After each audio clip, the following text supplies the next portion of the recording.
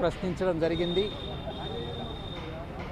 దాంట్లో అడిగినటువంటి ప్రశ్నల్లో కొన్ని రికార్డ్ చేయడం జరిగింది. కొన్ని ప్రశ్నలు జవాబులు రికార్డ్ చేయకుండా వదిలివేయడం కూడా జరిగింది. మొట్టమొదటిగా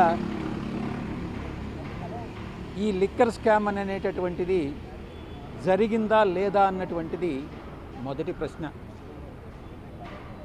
దానికి నేను ఇచ్చినటువంటి సమాధానం, లిక్కర్ స్కామ్ గురించి నాకు తెలియదు. అది లిక్కర్ అనేటటువంటి విషయంలో ఎవరైతే ఇన్వాల్వ్ అయ్యారో వాళ్ళే దానికి సరి అయిన సమాధానం ఇవ్వగలరు. దీనికి నేను సరి అయిన సమాధానం నేను ఇవ్వలేను అన్నటువంటి విషయం చెప్పడం జరిగింది. మీరు నెంబర్ 2 స్థానంలో ఉండి మీకు తెలియదనడం కరెక్ట్ కాదేమో అన్నటువంటి ప్రశ్నకి నేను ఒక్కటే చెప్పాను. స్వయానా శ్రీ జగన్మోహన్ రెడ్డి గారే పార్టీలో ఎక్కడా కూడా నెంబర్ 2 స్థానం అన్నటువంటిది ఉండదు అనని పలుమార్లు ఆయన, నేను కూడా గతంలో ఎన్నోసార్లు ప్రాంతీయ పార్టీల్లో నెంబర్ 2 స్థానం అన్నటువంటిది ఉండదు, 1 నుంచి 100 దాకా అందరూ ఎవరు ఉండరు, 100 తర్వాతనే ఎవరైనా ఉంటారని పలుమార్లు చెప్పడం జరిగింది. కానీ ఈరోజు దానికి పూర్తి భిన్నంగా ఇప్పుడు ఉండేటటువంటి కోటరీ ఏదైతే ఉందో, అప్పుడు నేను పార్టీలో కొనసాగేటటువంటి సమయంలో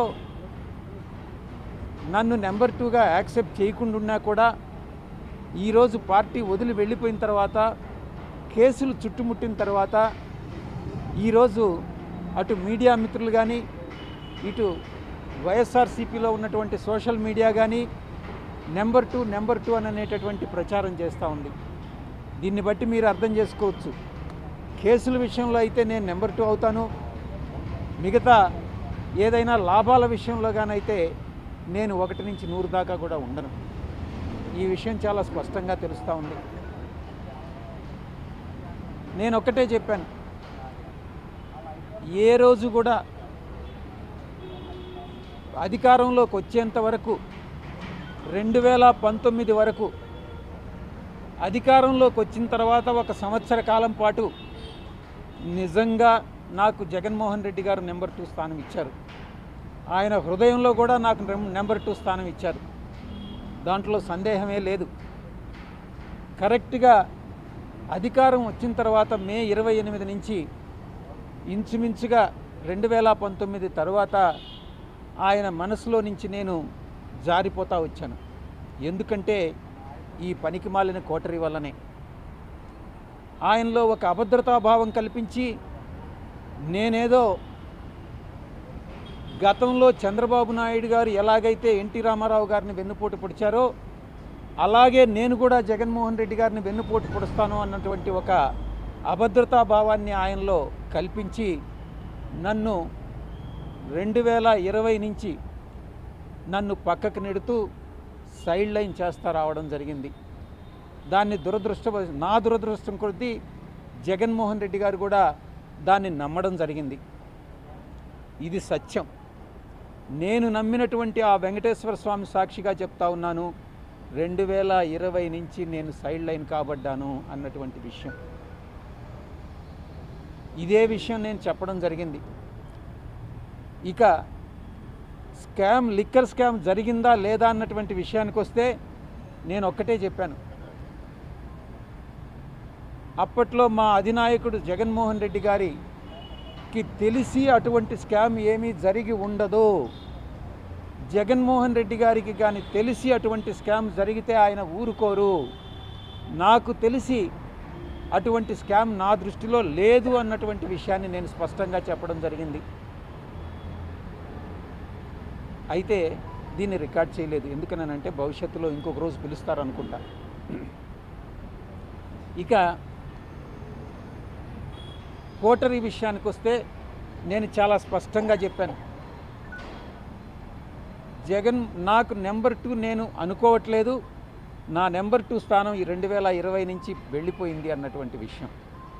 ఇక మీరు పార్టీ నుంచి ఎందుకు వదిలి వెళ్ళిపోయారు, దానికి లిక్కర్ స్కామ్ ఏదైనా కారణమా అన్నటువంటి ప్రశ్నకి లిక్కర్ స్కామ్ అనేటువంటిది నేను నమ్మడం లేదు, జగన్మోహన్ రెడ్డి గారు ఆ లిక్కర్ స్కామ్లో ఉంటారని నేను అనుకోవట్లేదు, ఆయన హృదయంలో నేను స్థానం కోల్పోయాను కాబట్టే ఈ పార్టీలో ఇమడలేక కోటరీ యొక్క హరాస్మెంట్ తట్టుకోలేక ఆ అవమానాలు భరించలేక నేను పార్టీ వదిలి వెళ్ళిపోవడం జరిగింది. అయినప్పటికీ కూడా దీన్ని నేను అఫీషియల్గా ఆన్సర్ చేయదలుచుకోలేదు అన్నటువంటి విషయాన్ని నేను చెప్పడం జరిగింది. ఎందుకంటే దానికి చాలా కారణాలు ఉన్నాయి. ఆ కారణాలకి ఈ యొక్క ఇన్వెస్టిగేషన్కి సంబంధం లేదు కాబట్టి నేను ఆ ప్రశ్నని ఆన్సర్ చేయలేదు అన్నటువంటి విషయాన్ని, చేయలేను అన్నటువంటి విషయాన్ని చెప్పడం జరిగింది. అదే రికార్డ్ చేయడం జరిగింది.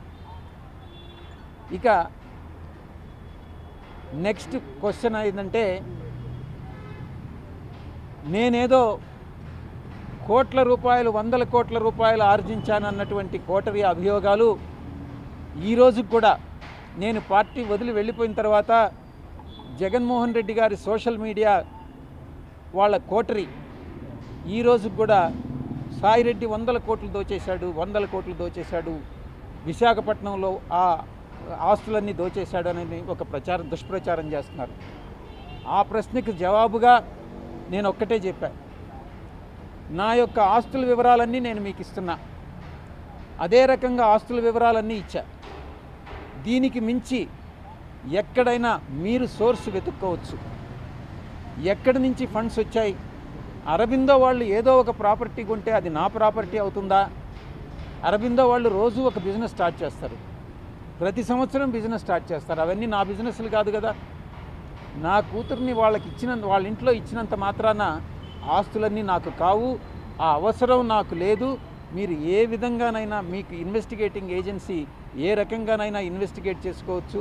ఆ ప్రాపర్టీస్ ఏదైతే ఆరోపిస్తున్నారో ఇది చంద్రబాబు ప్రభుత్వం చేసినటువంటి పని. ఒక చంద్రబాబు గారి ప్రభుత్వం చేసినటువంటి ఒక నీచమైన పని ఏదన్నా ఉంది అని అంటే ఇది. విశాఖపట్నంలో నేను ఆస్తులు కూడగట్టుకున్నాను అన్నటువంటిది ఒక రిపోర్టు పంపించారు సిట్ స్పెషల్ ఇన్వెస్టిగేషన్ టీం వాళ్ళు. విశాఖపట్నంలో ఉన్నటువంటి అవ్యాన్ రియాల్టర్స్లో ఉన్నటువంటి ఆస్తులన్నీ కూడా సాయిరెడ్డివే అని అన్నటువంటి. నేను ఒకటే చెప్పా, ఇదే సాయిరెడ్డి అసెట్స్ కానీ అయితే మీరు ఆ అసెట్ కొన్నటువంటి సోర్స్ ఆఫ్ ఫండ్స్ని మీరు ఇన్వెస్టిగేట్ చేయండి. అది నావని కానీ ప్రూవ్ అయితే నేను పర్మనెంట్గా రాజకీయాల నుంచి విరమించుకుంటాను. నేను ఇప్పుడు రాజకీయాల నుంచి విరమించుకోదలుచుకోలే. మళ్ళీ కూడా చెప్తా ఉన్నాను, నేను మళ్ళీ జూన్ ఈ నెల 25వ తారీఖు 1 సంవత్సరం ముగుస్తుంది. ఆ ముగిసిన తర్వాత మళ్ళీ నా రాజకీయ రంగ ప్రవేశం ఏ రకంగా ఉంటుందని నా మీడియా మిత్రులతో నేను పంచుకుంటాను. కాబట్టి చంద్రబాబు నాయుడు గారు ప్రభుత్వం చేసినటువంటి ఈ యొక్క దుష్టమైనటువంటి పని నేను మర్చిపోలేను. ఎందుకంటే ఈ ప్రభుత్వం నన్ను అనేక రకాలుగా ఇబ్బంది పెడతా ఉంది. నా యొక్క ఆస్తి కానప్పటికీ కూడా, నా అల్లుడు ఆస్తి అయినప్పటికీ కూడా, నా వియంకుడు ఆస్తి అయినప్పటికీ కూడా భీమిలి విషయంలో కానీ మిగతా విశాఖపట్నంలో ఉన్నటువంటి ప్రాపర్టీస్ నాకు ఏమీ లేవు. విశాఖపట్నంలో ఒక అపార్ట్మెంట్ తప్ప నాకేమీ లేవు. నాకు తీసుకోవాల్సిన అవసరం కూడా నాకు లేదు. ఎందుకనంటే నాకున్నటువంటి ఒకే డాటర్ని నేను అరబిందోకి ఇచ్చాను. వాళ్ళకి లక్షల కోట్లు, వేల కోట్ల రూపాయలు ఉన్నాయి కాబట్టి అవసరం లేదు. నాకుండేటటువంటి కోరికంతా నేను రాజకీయాల్లోకి తిరిగి రంగప్రవేశం చేయాలి, తిరిగి ప్రజాసేవలో నేను పాల్గొనాలి. నాకు ఎవరైతే నా మీద దుష్ప్రచారం చేశారో వాళ్ళకి సరి అయినటువంటి బుద్ధి చెప్పాలి అన్నటువంటిదే నేను కోరుకుంటా ఉన్నాను. నేను ఒక్కటే చెప్తా ఉన్నా, చంద్రబాబు నాయుడు గారి ప్రభుత్వం ఒక దుష్ట ప్రభుత్వం. ఎందుకంటే ఏమీ నాకు సంబంధం లేనటువంటి విషయాల్లో నన్ను ఒక అక్యూజ్డ్గా ఇరికించి, కాకినాడ సీపోర్ట్ విషయంలో కానీ, ఈ యొక్క విశాఖపట్నంలో సిట్ నా పైన ఇచ్చినటువంటి స్పెషల్ ఇన్వెస్టిగేషన్ టీం ఇచ్చినటువంటి రిపోర్ట్ కానీ, ఇవన్నీ కానీ కేర్ఫుల్గా కానీ పరిశీలించి చూస్తే చంద్రబాబు నాయుడు గారి ప్రభుత్వం పాల్పడుతున్నటువంటి కక్షపూరితమైనటువంటి చర్యలు, చంద్రబాబు నాయుడు గారి ప్రభుత్వం అన్యాయమైనటువంటి యాక్టివిటీస్ ఏదైతే ఉన్నాయో, చర్యలు ఏదైతే ఉన్నాయో ఇవన్నీ చాలా స్పష్టంగా తెలుస్తూ ఉన్నాయి. నేను సాయిరెడ్డి అనేటటువంటి వ్యక్తి వెనక్కి జంకేవాడు కాదు. ఏది ఏమైనా కూడా పర్వాలేదు. నేను ఒక్కటే చెప్తా ఉన్నా, అధికారం అనేటటువంటిది శాశ్వతం కాదు. అప్పట్లో జగన్మోహన్ రెడ్డి గారు కూడా 2019లో అధికారంలోకి వచ్చినప్పుడు నేను 20-25 సంవత్సరాలు అధికారంలో ఉంటానని అనుకున్నారు. ఇప్పుడు చంద్రబాబు నాయుడు, లోకేష్ బాబు కూడా ఈరోజు మేము అధికారంలో 20 సంవత్సరాలు అనుకుంటా ఉన్నారు. కానీ అధికారం అనేటటువంటిది ఎవరిని అట్టి పెట్టుకొని ఉండదు. ప్రజాభిమానం చూరగొన్నటువంటి వాళ్ళే అధికారంలో ఉంటారు. నేను ఇంకా కూడా చెప్తా ఉన్నాను, ఈ కోటరీ ఇలాగే కొనసాగితే జగన్మోహన్ రెడ్డి గారు అధికారంలోకి వచ్చే ప్రసక్తి లేదు. ఈ యొక్క కూటమి అలాగే కొనసాగితే జగన్మోహన్ రెడ్డి అధికారంలోకి వచ్చేటటువంటి ప్రసక్తి లేదు. ఒక రాజకీయమైనటువంటి ఒక స్ట్రాటజీ ఉండాలి. ఆ స్ట్రాటజీ ఏందనంటే కూటమిని విడగొట్టగలిగినప్పుడే జగన్మోహన్ రెడ్డి గారు తిరిగి అధికారంలోకి వచ్చేటటువంటి అవకాశం ఉంటుంది. ఆ స్ట్రాటజీ ఇచ్చేటటువంటి వాళ్ళు కానీ, అమలు చేసేటటువంటి వాళ్ళు కానీ ఈ యొక్క కోటరీలో లేరు. జగన్మోహన్ రెడ్డి గారి చుట్టూ ఉన్నటువంటి వాళ్ళందరూ కూడా ఆయన్ని మిస్గైడ్ చేస్తూ ఉన్నారనేటువంటి విషయం నేను తెలియజేస్తూ ఉన్నా.